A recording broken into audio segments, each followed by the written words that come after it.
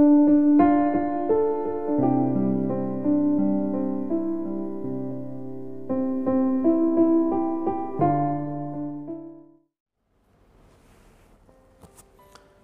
pagi Bapak dan Saudara yang dikasihi Tuhan Yesus Kristus. Pagi ini marilah kita mendengarkan firman Tuhan sebagai inspirasi dan motivasi bagi kita.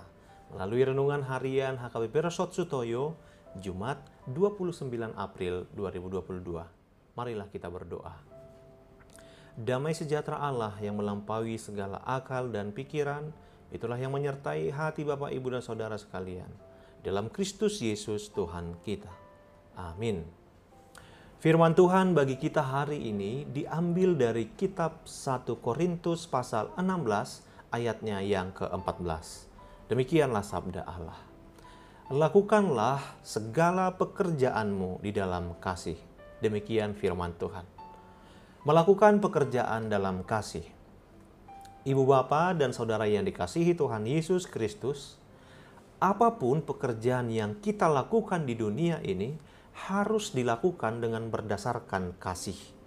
Baik itu pekerjaan yang merupakan tugas rutinitas sehari-hari kita sebagai mengurus rumah tangga, memasak, mengurus anak-anak, maupun pekerjaan yang kita lakukan secara profesional di kantor di mana kita ditempatkan.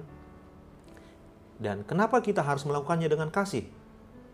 Karena firman Tuhan hari ini dalam 1 Korintus 16 ayat 14 telah mengingatkan kita kembali bahwa kita harus melakukan pekerjaan dengan kasih. Dewasa ini kita melihat bahwa kasih kebanyakan orang telah menjadi dingin. Sebagai terang Kristus di dunia ini, kita harus memberikan teladan kepada orang-orang yang hidup di lingkungan sekitar kita, agar kasih Kristus terpancar lewat kehidupan kita sehari-hari, dan Tuhan dipermuliakan lewat kesaksian hidup kita tersebut.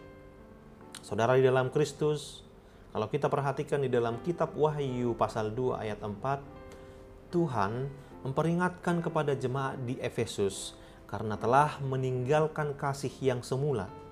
Tuhan ingin agar kasih kita kepada Tuhan dan sesama terus konsisten, bahkan kian lama kian membesar, sehingga hidup kita bisa menjadi berkat bagi sesama.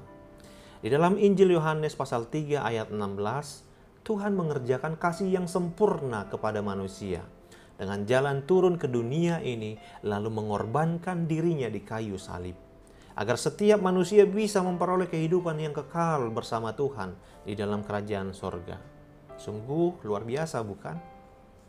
Kasih yang diberikan Tuhan kepada kita lewat pengorbanannya di kayu salib adalah kasih agape, yaitu kasih yang tidak bersyarat, kasih yang tidak menuntut balasan. Lalu, kasih yang seperti apakah yang Tuhan kehendaki dalam kehidupan kita ini?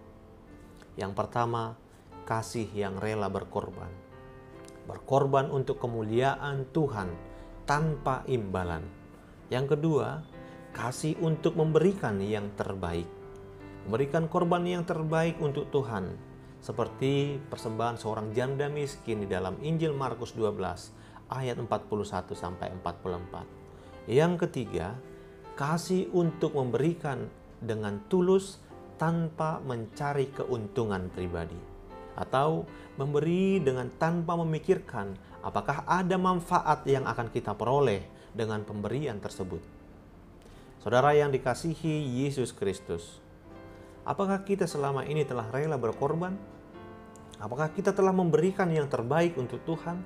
Dan apakah kita telah memberikan dengan tulus tanpa adanya unsur pribadi yang dapat menguntungkan kita?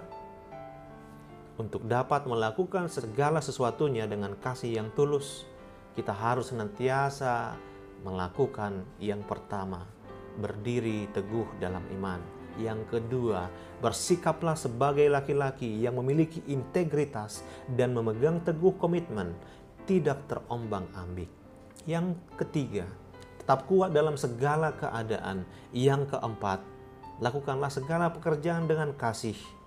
Yang kelima, taat terhadap firman Tuhan.